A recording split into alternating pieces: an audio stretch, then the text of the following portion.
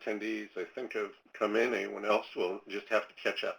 Again, I'm John Polinkas, one of the partners at CastlePointe. I want to welcome you to our third or fourth webinar.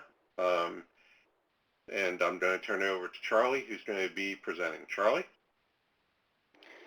Thank you, John. So just very briefly as we start this, and we try to keep these very short to about a half an hour with 15 minutes or so afterward, but this is a series of transformation, of webinars on IT transformation dealing with the topics we think are kind of at the core of that, which are cultural change, organizational effectiveness, and driving business value.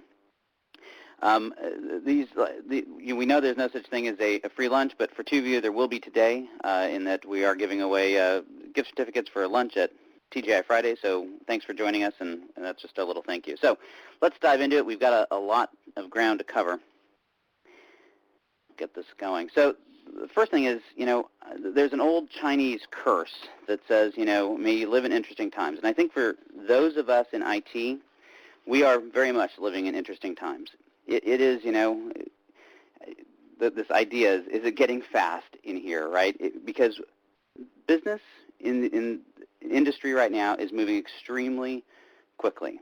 I don't think we've seen this rate of change ever, and the IT organization has to keep up because at the end of the day, business is moving faster than they know what to do with, and they're finding themselves in a somewhat precarious situation because they look out and they're trying to adapt to all of these changing business requirements, the changes in the market, trying to take advantage of new opportunities, and they're finding themselves a little bit captive because they can't do any of it without IT. And so that puts a tremendous amount of pressure on IT to operate at the speed of business. And so IT has reacted in a number of different ways over the years, and most recently over the last, I don't know, however many, have been the adoption of ideas like SOA and Agile, ways that development can be sped and that we can deploy things more rapidly to react to these changes in the market. At the same time, however, what is interesting is that IT organizations are also going through and adopting service management principles. And as they're doing that, we're kind of getting this setup, right, where there's this epic battle that feels like it's brewing between rapid development and deployment and service management principles. And so the question is how do you cope with that? And is that really an epic battle? Are they really at counter means? And so we're going to talk a little bit today about how to do that. The first thing, though, we have to recognize is that this is the future. There is no going back. There's no point in looking in your rearview mirror, pining for the way things were. The fact that you're on this call is probably a good indication that you're not one of those that has their head in the sand thinking that SOA and Agile and these types of approaches are just, fads. But there are a lot of people that think that. And so the first thing is to make sure that the IT organization realizes that this is not just the latest thing. Whether it's Agile or SOA or not, these ideas, these fundamental principles that IT has to learn how to deploy environments rapidly to be able to meet the changing needs of business is not going away. And we have to be ready to live in this new future, because if we don't, we're going to get left behind. So as we kind of use that as our foundation, we have to start with an understanding that we're all on the same team, and it doesn't always feel that way, right? But SOA, Agile, service management, they're all very different. I mean, they're not the same, and they're also not mutually exclusive. And so we have to start by understanding where they kind of fit in with one another.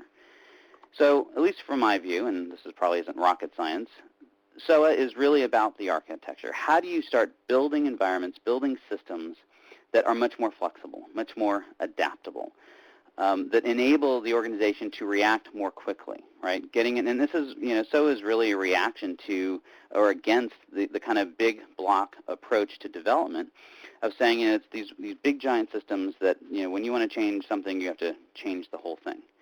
So that's really where SOA fits in. And then Agile is a development methodology, right? It's all about really more the people and the approach.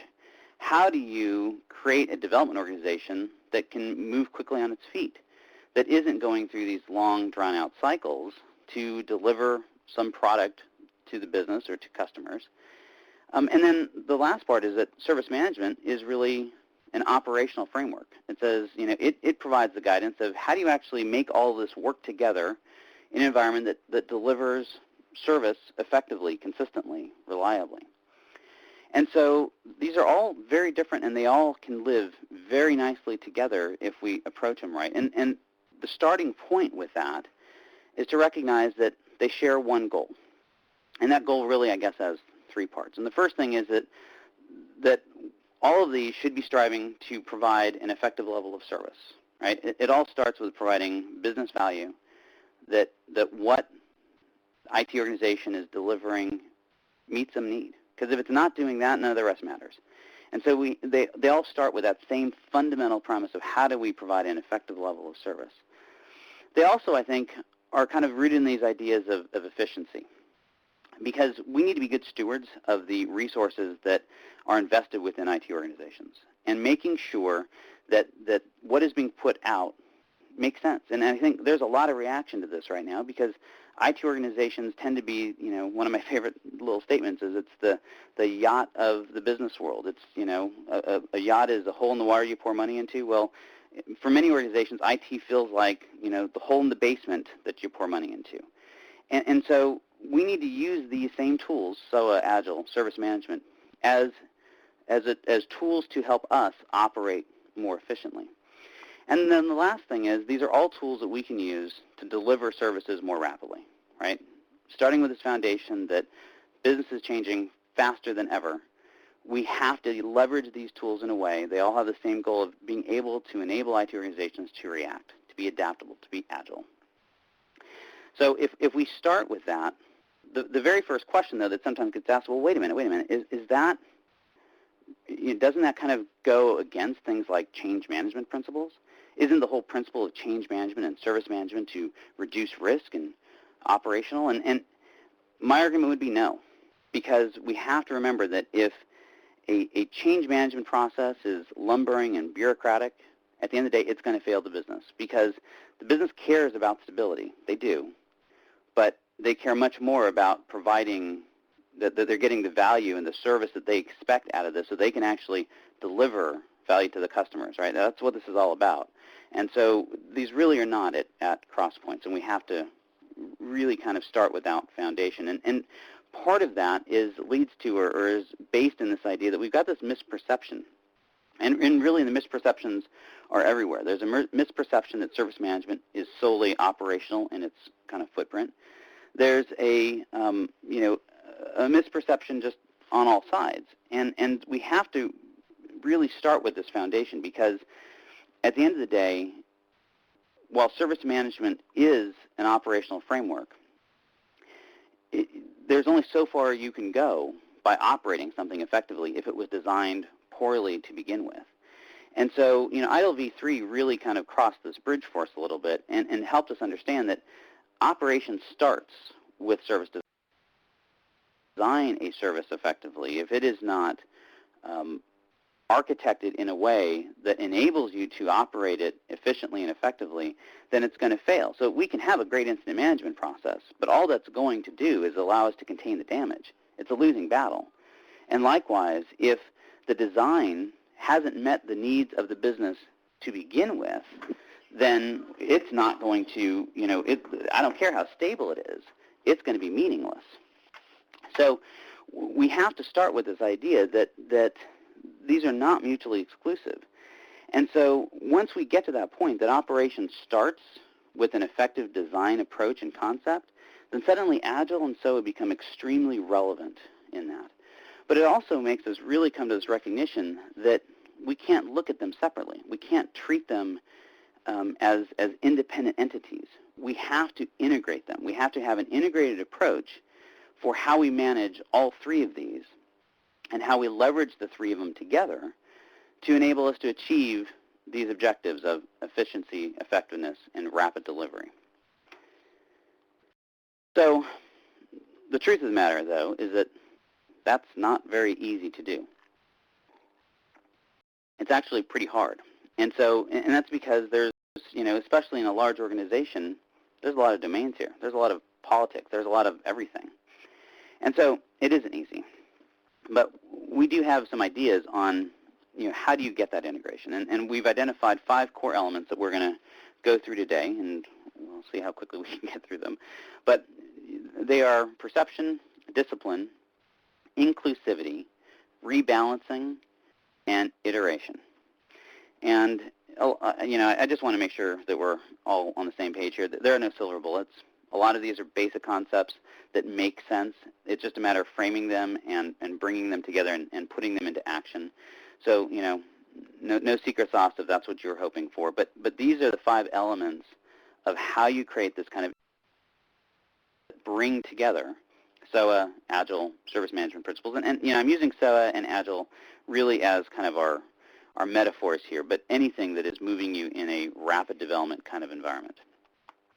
So to start, the first thing is we have to change those perceptions. We talked about the misperception that service management and change management is all about risk and solely operational. And we do have to start there, right? There is this idea that when we talk about change management, when we talk about operations or service management, that it's solely about this. Well, there's other misperceptions as well. There's a perception that Agile is the wild, wild west, that, this is just the development team's attempt to, break free of those bureaucratic witches in operations, or that, SOA is just something that these guys do in an ivory tower and it really has no meaning in operations. We have to break through these misperceptions and change the perception of what we're really here to do. And what we're here is it's not about this operations. It's about how do we help our customers drive innovation, to realize the market differentiation that systems can help leverage, right? And if you look today, there's really only a handful of ways that organizations are effectively competing and differentiating themselves in the market. One of them is design. The other is technology. Maybe customer service and a handful of price points, but those are getting harder and harder to come by. And so these organizations are looking to the IT organization to be able to drive this. And we have to recognize that all of this has to serve that function first and foremost. And so we have to break down this misperception that somehow rapid development and deployment approaches are the enemy of service management or vice versa, that they are all after that same goal, and we need to bring them together to enable this level of innovation. Second thing is we need to institute discipline. So the misperceptions notwithstanding, there are organizations out there, development teams, that have kind of taken on this idea of that, an Agile type approach is a free-for-all, that we can break through some of this. And I don't want to paint with too broad of a stroke here, because I don't think that is the case in most cases. But we do need to make sure that it doesn't go overboard. That this, that there's a mantra here. One of the Agile Manifesto components is, that it's not about process, or that shouldn't be the primary goal. And I think I agree with that. It's a statement that we need to break down bureaucracy, which we're going to talk about in a minute. But the reality of it is that when you go into this rapid development and deployment type of approach, when you start employing things like Agile and so on, it actually requires more discipline and more planning, because you're moving so quickly that you can't afford to have people out of sync. And so, anyone from the outside looking in, and this is, often true of infrastructure guys that kind of, read a white paper or something on Agile in particular, and it looks scary as all get out, because they feel like it means that these guys are just, going and they're releasing stuff into production, and there's no control. But if you really get inside, the Agile, one of the Agile methodologies, and they're all kind of similar, and start trying to look at it, there's actually a lot of discipline there. And so there's a lot of stuff that service management teams can leverage and use to help control this change and make it all work. And so the biggest thing that when we talk about instituting this discipline is that we have to create this concept that it's a joint responsibility, right? Breaking down these perceptions that somehow Agile is the domain of development, and so is the domain of architecture, and service management is the domain of infrastructure or operations. We have to break those down and recognize that we're all in it together, that we don't do any of those in a vacuum, that the joint responsibility is for all three. If you have a great architecture that delivers a tremendous amount of value, but it limits your ability to react and adapt rapidly, or it creates an unstable environment, then it has failed. If you can develop code extremely quickly and it is of tremendous value, but it makes the integrity of the system suspect, it has failed. And if I've got an extremely robust environment that never fails, it always runs, always works, but it doesn't meet the needs of the customers and doesn't provide the ability to adapt to changing business needs, it fails. We have got to have all of these teams, architecture teams, development teams, operational teams, coming together, sharing a joint responsibility that none of us succeed unless we are delivering all of this. Along those same lines, or I guess kind of how do you actually do that? Because, that's easy to say, right? And we can go in there and, have a rah-rah session that we're all on the same team, yay.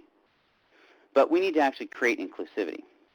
And this is actually one of the toughest parts of bringing this into reality, because talking about it's one thing, but how do you actually do it? So the first thing is we have to break through that psychological point that Agile's mine, or, service management is our domain. And we have to kind of break through the silos, but we need to actually start building integrated teams that allow us to do that. Now, this is where it gets really difficult, because there's a very fine line you have to walk here. So if you guys have, for instance, an Agile environment running, or you're adopting Agile approaches, and you've got a sprint going, do you have an operations guy on that sprint team? If you're running a service management program and you're dealing with incident management or problem management, take your pick, any of the process domains, you're going through the service lifecycle, how involved are your development teams or your architecture teams? You've got to find a way to bring them in. Now, here's the challenge with it. Two things. One is it doesn't make sense to have an ops guy sitting in there when you guys are going through the detail elements of what the code development looks like. They're not providing any value. They're not getting any value. But at the same time, there is an element at which they need to get involved, because if you're moving that fast, you can't move that fast and then expect that it's going to come to a screeching halt because you're going to throw it into this bureaucratic change process. You're going to have to figure out how to integrate those two together. And the first hurdle that you have to overcome is that the people themselves, the team members themselves, don't know what they don't know. If all we do is ask them, do you want to get involved, they're probably going to say no, because they're going to view it as a waste of time because they don't see the relevance. So we need to make sure that we have almost a little bit of a forced inclusivity, where we force that integration at the beginning and then find the right balance. At what level do you need to be involved? Because we're trying to make these changes very rapidly, and we need to make sure that everyone's on the same page with this. Part of that is founded in this idea of creating a shared understanding. And what I mean by that is we do a lot of workshops with our clients, and one of the primary functions of this is to bring teams together. We will often sit purposefully, development guys next to architecture guys next to operations guys, and then lead conversations where they end up engaging. And what we find is, particularly in large organizations, almost surprisingly so, there is very little awareness of what is going on the other side of the house and the issues that they're dealing with and the challenges that maybe this approach is having on them. And so we have to create this understanding that development teams need to understand that, for the most part, operations teams take this stuff very personally. If something fails, even if they had nothing to do with it, they feel like they're on the hook because they're the ones that were rolling this out or pushing it into production. And ops teams need to become extremely aware that in these rapid development environments, that there is an extremely high susceptibility to environmental changes, right? The littlest change can have a dramatic impact when you're moving that quickly. It's kind of, the faster you drive your car, the less correction can cause you problems. And so we have to create that empathy. We have to build relationships and create an environment where there's that shared understanding. And then from that, you're able to get through some of this other stuff. You can break through those silos and you can form that integration where people start talking the same language, start understanding what's going on the other side of the fence, and therefore know the right level of engagement that needs to happen.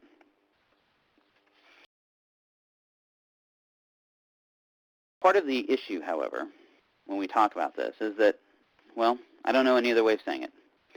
Most change processes in large IT organizations are broken, bloated bureaucracies. That's just the fact of it. They are far too focused on risk elimination, and they are not nearly focused enough on value enablement. And I know that probably borders on consultant speak, but there's just, it is, I always find it interesting when we sit in with a client and we look at their change process, and you'll sit maybe through a CAB meeting. And the thing that is almost never discussed is why are we doing this change? What's the business value that comes from this change? It is always about the technical nuance of the change and the risk that's involved. And while risk is critically important because part of change management is to control and reduce that risk, it needs to fundamentally be about how do we accelerate change into the environment to meet the changing needs of the business. And that means we need to start really kind of clearing away the clutter. So the first thing is we've got to streamline these processes, right? We need to really look critically and say, are we just, is this just CYA, or is this providing value in this process? And we need to be really focused on controlling only what must be controlled. If we look at our change process and say, when we ask for this form to be filled out, when we ask for these 17 million approvals, are they providing value? If that approval isn't received, or this form isn't filled out, or if we don't have this information at this level, or if the CAB members don't see all of this information, is it going to change the outcome? Is it going to make for a better change? And as we start breaking that down, we can start streamlining these processes. Another key element of that, however, is that you have to create trust for that to work. And this is probably one of the fundamental challenges. And I can hear, tried and true change managers going, oh yeah, there's no such thing as trust in the change management space, because we see people trying to spin changes through every which way. And this comes back down to the other points. You have to create inclusivity. You have to break down perceptions. You have to create this common sense that it serves no one's best interest to slide a change through, right? We have to create that empathetic foundation of trust that we all are after the same goal. And because if we can't get there, then the only way of managing change is by looking at every last detail, and you will never be able to react quickly enough to do it. But we also have to remember that this isn't just about cutting controls. And in fact, as we mentioned earlier, when you move into this rapid development, deployment kind of an approach, it often requires more control, more planning, more discipline. So when we talk about this, I just want to be clear, this isn't about, again, going to that Wild Wild West model. It's about balancing. It's about understanding what really needs to be controlled, what really is going to provide value, and then focusing on those pieces and cutting away all the clutter around it.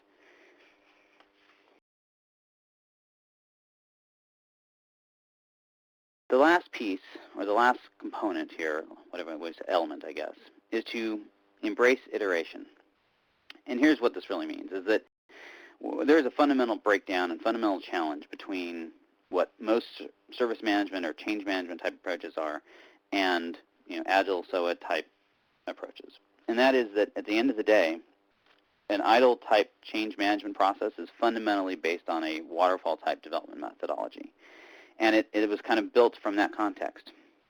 And the problem is it just doesn't really work anymore because, even if you're not in a quote-unquote Agile or SOA shop today, the reality is you are probably seeing higher levels of change that are happening much more quickly without the level of planning. You're probably struggling. You probably have discussions every day about why can't people give us more notice on these changes? Why is the planning not done very effectively? And that's just because whether you're adopting Agile and SOA or not, this era of rapid change is upon us. And what that really means is the day of the slow, structured change, well, they're behind us.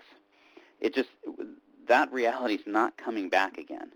And so we have to start fundamentally looking at our change processes differently and figuring out how we can kind of break out of this waterfall mentality and adapt change processes in a way that allow that much more dynamic change.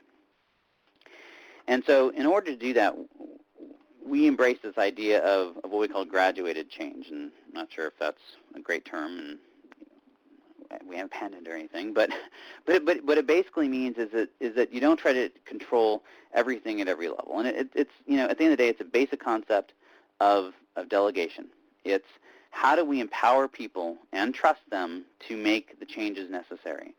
And so the first thing is that you have to start with this idea that you're still going to use your high-level change process, the one that's going to look a lot like an out-of-the-book kind of idle change approach, but you're going to use that to improve at a conceptual or a project level. So as we launch, within Agile, we define, and I forget all the terms, but, we define that project that says we're going to go through a series of sprints.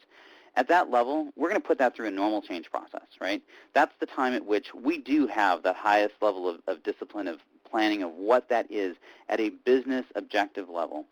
And we're going to bring it through, and the CAB is going to look at that and say, does this make sense? Does this align with the long-term needs of the business? It should. What are the impacts that we foresee? What are the areas that this particular approach are going to be impacting from an architectural and technical level? And then we're going to go and identify the necessary stakeholders. And here's the key. We're then going to trust them. We're going to bring the people in, and mind you, and here's where you've got to be very careful, is that those stakeholders are not just the development teams, right? So for an SO environment, it may not just be the different transactional layers. It's going to include the operations folks. It's going to be all the players that are going to be responsible for rolling this through. And we may be one person from operations that has to represent that as part of that team, as part of that stakeholder group that's going to be responsible for then shepherding this through the rest of the way. And in effect, by doing this, what we're doing is we're really extending our change process directly into the project teams. Now, here's the good news, is that particularly from an Agile standpoint, is that that level of discipline, for the most part, already exists within the methodologies. Now, not all of them. You have to kind of, some are better than others at this, and so you need to be careful, and it actually will probably provide some guidance into, maybe either integrating a few different Agile methodologies or picking the right one. But, if you go talk to an Agile team, that's a lot of their frustration. They're doing a lot of this work, and then they want to roll it into production, and they have to go into the operational change management. It's all the same stuff over again, except it's slow and it's bloated, and they're doing it.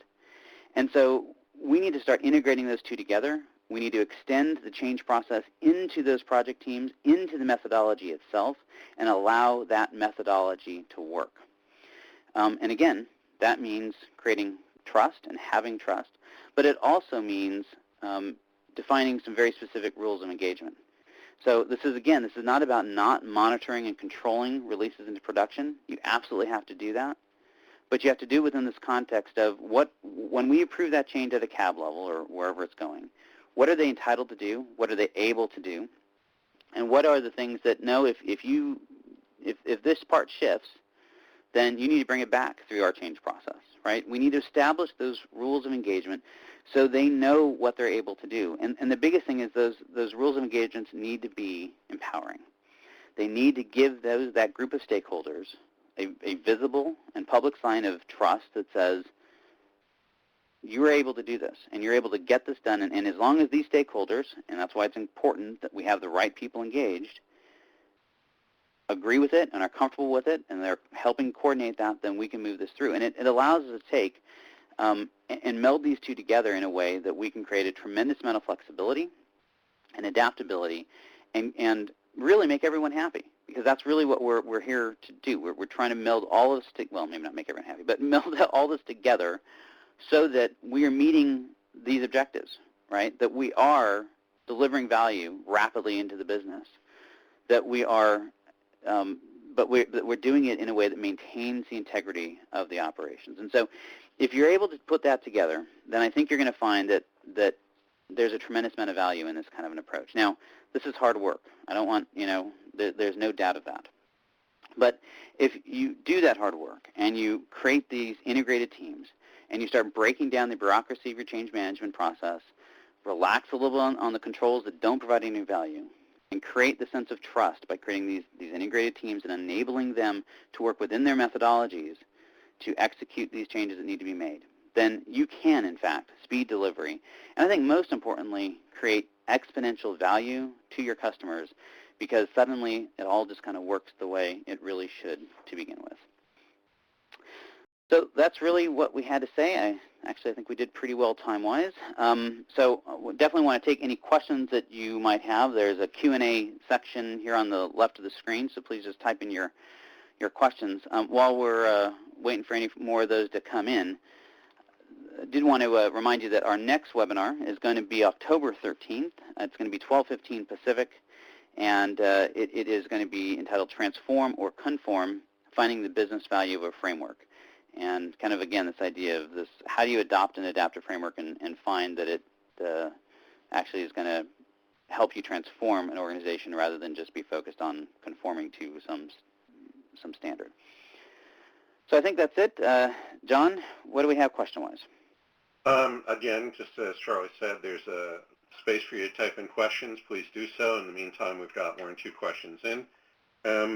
And one of the things that we talked a lot about in there was basically the change process being about risk and speed. And that's always a tough thing that people find in terms of risk and speed. How do you really balance that? What's more important? I mean, if I look at a financial institution, risk is paramount in terms of that, versus if I look at a marketing firm, perhaps speed is that. So what's the right answer? What's the right mix? Well, I think you actually just said it. I think the right mix depends on the organization. You were right. I mean, there's always a risk element, and you know what's interesting, and part of the reason that, and I don't know that I hit it as much as I would have liked, that there are 3 pieces here, right? And we always tend to want to leave architecture out of this, but architecture plays a huge role in enabling that those channels of being able to minimize risk. Because what I think, I think most customers out there have an expectation of competence. And so the short answer is, which is more important? Well, probably neither. You have to be able to deliver both. The biggest message is you can't deliver reduced risk at the cost of speed. You cannot say that, well, containing risk or mitigating risk is more important than being able to respond to market changes. That answer doesn't fly. You have to be able to do both. And you have to balance it. Now, I think the weight, one way or the other, might, you know, I may have more scrutiny in a financial institution because the risk is much more grave. But the reality of it is, for any business, you know, if you're affecting their core business, how they make money, well, there's a lot of risk there. It may not be, you know, someone may not go to jail over it, but they may lose their job. And so, you know, every organization has to be able to balance between risk and speed. And at the end of the day, you need to figure out how to deliver both. And the truth of the matter is that you cannot deliver both if you leave architecture out of the mix. Operations is going to be focused, you know, can provide a lot of the support around reducing some of the risk. You know, an agile type approach can do a lot to help improve your speed of delivery in terms of development. But if you don't have architecture in that mix, you're never going to really get there, because there's always going to be things that are underneath the covers that are just undermining you. Okay, thanks. One of the other concepts that you brought out in here is trust. And in my experience, trust is something that has to be earned. Yet, you also said everyone has their own silo and their own domain. So how can you earn trust when you don't even know who's in the other silo? You know, great point. And you know, I actually think this is one of the greatest things that service management can bring to the table for organizations. It is much less intuitive for a development team to be embracing an agile approach, or an architecture team to be looking at SOA-type ideals and immediately think that we need to go engage the other side. Service management provides a great vehicle to build those relationships and to start establishing that trust. There is, you know, unfairly, in my opinion, but very often this undercurrent within IT organizations that, you know, that development teams look at infrastructure or operations teams and, you know, just think they are horrible. and it's based on this kind of this lack of empathy and maybe not a full understanding of the complexity that underpins a lot of the stuff. Whatever the reasons, it's there. And so there is a tremendous opportunity, I think, to use service management principles as a way to build those bridges, because it's a very natural context to engage people in a conversation and say, you know, we're trying to improve the way we deliver services to you in a development team, and we want your involvement in that. We want your engagement. And that builds relationships. And once those relationships are built, and then, by the way, you actually start delivering, because some of those bad perceptions are earned, that sometimes infrastructure teams are very bloated and are very bureaucratic and don't deliver service very well. As that gets improved, then you start establishing that credibility. And I think we've seen that in a number of our clients, right, where we start this process in very focused domains, but we do it in a way that helps them build those relationships. And as those relationships get built, suddenly this starts coming out, and that trust then does happen, and you're right. I probably didn't make a strong enough point about that, but trust comes from relationships, and it is surprising in how many, large organizations like this, there are virtually no relationships, except at very senior levels, between the ops infrastructure teams and the development teams in any meaningful way. And so you've got to find avenues to create those relationships, and that's what establishes that trust. Yeah, and I think one of the things you mentioned early on is one of those avenues being a workshop. And it kind of reminded me of a workshop that we had done with one client where we did, as you suggested, we put out place cards, and we did kind of like an, developer infrastructure kind of boy-girl kind of setup. And what was interesting is lunchtime the first day, naturally there are some sort of issues and problems going on during the workshop. One of the ops guys turns to one of the operations guys and says, but look at what happened here. And one of the ops guys brings up his laptop and says, yeah, but look at what it did to us. And it was kind of amazing because I think it's the first time that they ever did that. It is, and it's. I actually probably should write a blog post on this, but I think empathy is a word that we don't use in IT very often, and we really need to, because that I've often talked with clients about this idea of putting IT people out into the business, quote unquote, so they can start getting closer to the customer and understanding what's actually going on. The reality is we have that problem within IT organizations as well. That I was sitting in a meeting yesterday with a client, and we were talking about maintenance windows, and he could not answer what the business times were for some specific apps. He had virtually no visibility to that, and and I kind of looked at him and I said, if some of these infrastructure teams don't know what systems their servers or their infrastructure is supporting, then shame on them. They need to. They have to have that. And that, again, it creates a sense of how do you create that integration? Well, you need to start by having that relationship and having that empathy, that you can start looking beyond your own silo. And this is just a real problem in large organizations where, if I've got 3 or 5 or 10,000 people in IT, my specialized function, the job I do, may be so limiting, so narrow, that it's really difficult to see that bigger picture. And so, yeah, whether it's a workshop, whether it's a larger program, some way to bring people together, give them the opportunity to build those relationships, to understand, to build that empathy, that paves the way to start coming. Because most of these problems, all these things we talked about, are not intractable. They become common sense. And I think that's the other thing we see is that they become very natural outpourings of those relationships. As you start coming to the table, you leave your preconceptions at the door, you leave your ego and the politics, which to the degree you can, at the door, then these things just evolve very naturally. And so it's just a matter of creating a forum in which they can live and breathe. Okay, great. Well, I want to thank you, Charlie, and I want to thank everyone who joined us. Hopefully you found this of value. Again, a reminder, our next webinar will be on October 13th, Transform or Conform, Finding the Business Value of a Framework. And as Charlie said, there is no such thing as a free lunch, but for 2 of you there will be. You'll be receiving a gift card. So thank you again for joining us. And that will close this conference for today.